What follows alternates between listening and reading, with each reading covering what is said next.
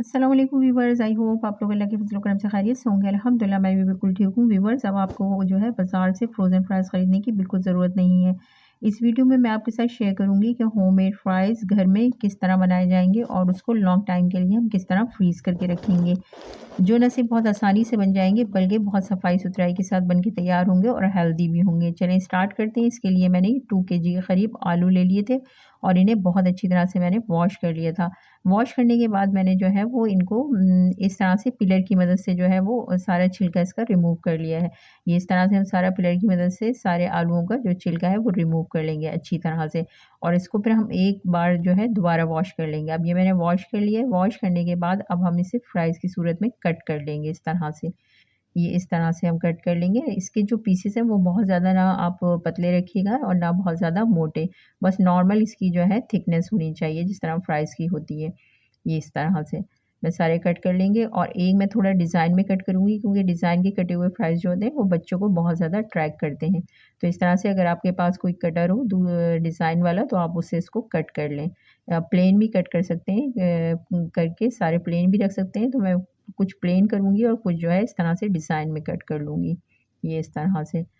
ये बहुत ईज़ी आसानी के साथ और बहुत जो है वो सफाई के साथ बनकर घर में तैयार हो जाएँगे।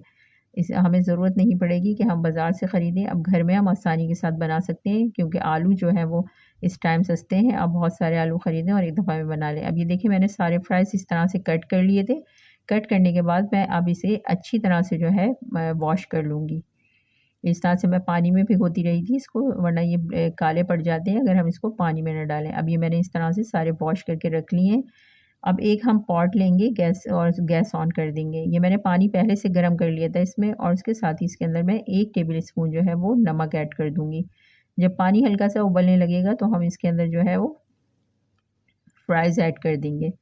फ्राइज़ ऐड करने के बाद हमें जो है इसको बहुत ज़्यादा जो है इसमें नहीं पकाना है। सिर्फ़ हमें ज़्यादा से ज़्यादा 5 मिनट इसको सिर्फ़ कुक करना है इसके अंदर। सिर्फ़ इतना कुक करना है कि हल्के से बस ऊपर से ट्रांसपेरेंट से हो जाएँ। ये बिल्कुल कुक ना हो मतलब ये कि गले ना, बस सिर्फ़ हल्के से ऊपर से ट्रांसपेरेंट हो जाएँ। तकरीबन 5 मिनट आप इसको रखेंगे तो ईज़िली ये बहुत सही हो जाएँगे बिल्कुल ना। अब ये इस तरह से मैंने तकरीबन 5 मिनट इसे किए, ये ऊपर से देखें हल्के से ट्रांसपेरेंट से अभी हो गए हैं। बस अब हमें इसे फ़ौरन निकाल लेना है, इसे बहुत ज़्यादा कुक नहीं करना है।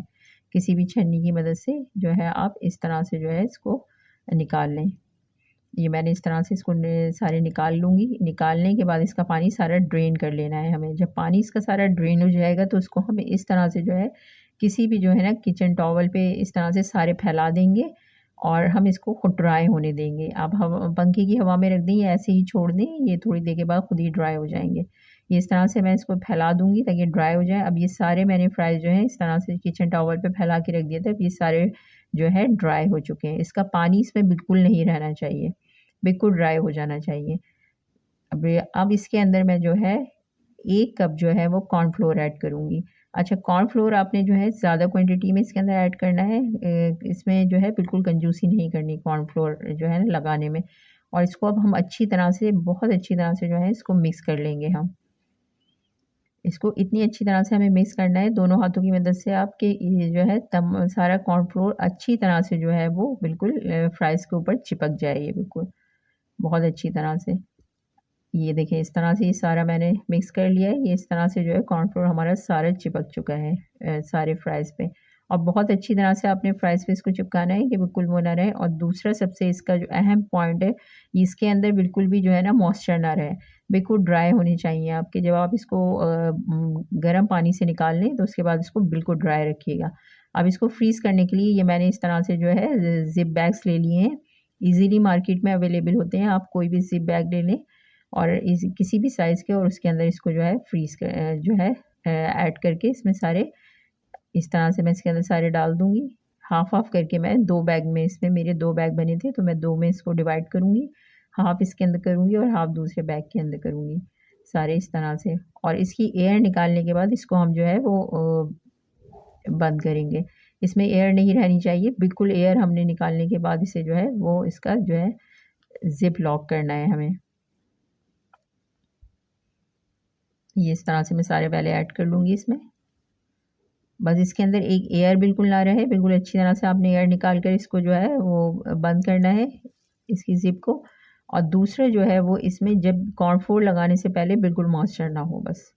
ये 2 चीज़ों का आप ख़्याल रखेंगे तो ये आपके बहुत क्रिस्पी और जो है मज़ेदार से फ्राइज़ जब आप फ्राई करेंगे तो तैयार होंगे। अभी हमारे जो हैं वो बिल्कुल परफ़ेक्ट फ्राइज़ तैयार हैं फ्रीज़ करने के लिए। आप इसको फ्रीज़ कर लें, रमज़ान आ रहे हैं, पहले से बना के रखें और फ्रीज़ करें, और ख़ास तौर पे बच्चों के लिए जब दिल चाहे निकालें और उनको फ्राई करके दें। वीडियो पसंद आए तो लाइक और शेयर ज़रूर कीजिए, चैनल को सब्सक्राइब करना ना भूलिए। घर का बना हुआ खाइए, हेल्दी रहिए। Thanks for watching. अल्लाह हाफ़िज़।